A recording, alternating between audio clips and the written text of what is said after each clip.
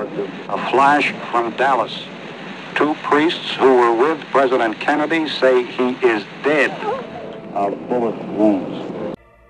Pada November 1963, Presiden John F. Kennedy terbunuh di kota Dallas, Texas. Dunia terkejut dan berduka atas pembunuhan itu. Tak terkecuali pemimpin Uni Soviet, Nikita Khrushchev, yang terkejut sekaligus bingung dengan apa yang terjadi pada Kennedy. Khrushchev mencoba memastikan bahwa kematian Kennedy tak ada hubungannya dengan Soviet. Namun masalahnya, terduga pelaku pembunuhan Kennedy yang bernama Lee Harvey Oswald memiliki hubungan dengan Uni Soviet. Ia pernah tinggal 2 tahun di Soviet sebagai pekerja operator mesin di pabrik yang memproduksi TV dan radio. Ini membuat pihak Soviet cukup was-was. Akan menjadi sebuah masalah besar jika Oswald terbukti memiliki koneksi dengan Uni Soviet.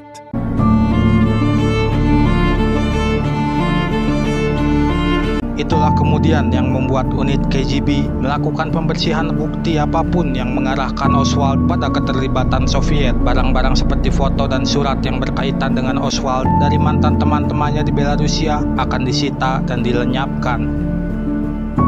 Tak hanya itu, ketika FBI sedang menyelidiki kemungkinan keterlibatan Soviet dalam pembunuhan Presiden John F. Kennedy pada tahun 1963, pihak Soviet berusaha menyuarakan keyakinan mereka bahwa pembunuh Presiden Kennedy adalah kelompok ultra sayap kanan Amerika. Senada dengan perkataan pemimpin Soviet Nikita Khrushchev ketika bertemu dengan kolumnis surat kabar Washington yang berpengaruh, Drew Pearson di Kairo, Mesir, pada bulan Mei 1964. Khrushchev berkata bahwa menurutnya ada konspirasi sayap kanan di balik pembunuhan tersebut. Kemungkinan keterlibatan Soviet juga disangkal oleh Yuri Nosenko, pejabat KGB yang membelot ke Amerika Serikat. Menurut JFK File, kabarnya Soviet juga sampai harus membayar Mark Lane, seorang pengacara AS sekaligus kritikus Komisi Warren, buat nyebarin teori konspirasi mengenai kemungkinan keterlibatan CIA di pembunuhan Kennedy. Dan ini terbukti berhasil ngurangin serangan dan kecurigaan terhadap keterlibatan Soviet dalam pembunuhan Presiden Kennedy. Lee Harvey Oswald sendiri tertangkap kurang dari 1 jam setelah pembunuhan Kennedy, dan pada 24 November, ia kemudian dipindahkan ke markas kepolisian Dallas.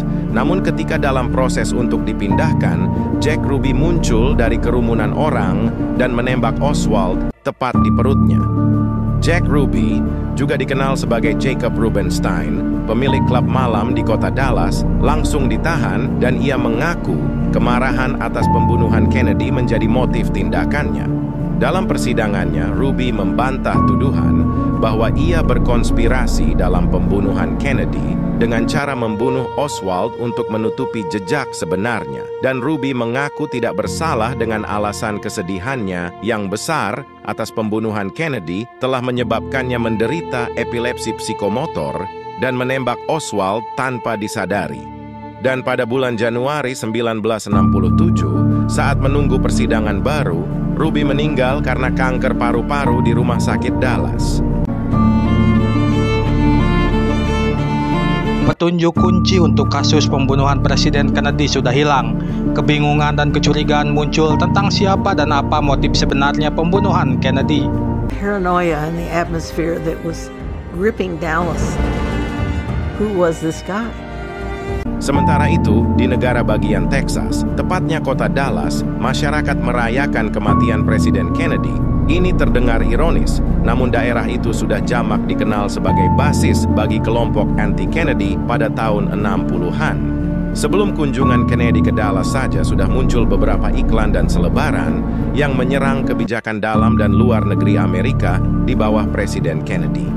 Dan yang paling terkenal ialah selebaran yang menyebut Kennedy sebagai pengkhianat Amerika.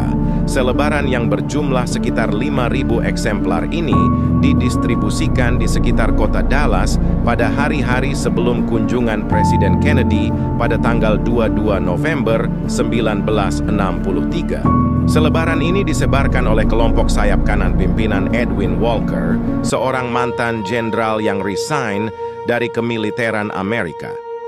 Sebagian besar isi selebaran ini menuduh Presiden Kennedy melakukan serangkaian pelanggaran, juga kebohongan terhadap publik. Setelah penembakan terhadap Presiden Kennedy terjadi, Walter Owen, seorang jurnalis bagi media Vanity Fair, membagikan pengalamannya. Ia yang saat itu masih anak sekolah, menggambarkan situasi euforia atas kematian Kennedy. Beberapa anak laki-laki mengatakan mereka senang dengan pembunuhan tersebut. Ingat Owen, melihat apa yang terjadi di sekolahnya pada hari-hari setelah pembunuhan Kennedy. Ini juga diperkuat oleh penjelasan Profesor Jurnalisme Bill Minutaglio yang mendokumentasikan kebencian terhadap Kennedy di kota Dallas. Menurut Minutaglio, di Dallas Kennedy dianggap pengkhianat karena sikap Kennedy terlalu lunak kepada beberapa entitas yang tidak disukai oleh kelompok kanan. Dia, Kennedy, dianggap pengkhianat. Dia adalah seorang sosialis. Dia tunduk pada begitu banyak entitas berbeda, komunisme, sosialisme, dan bahkan paus.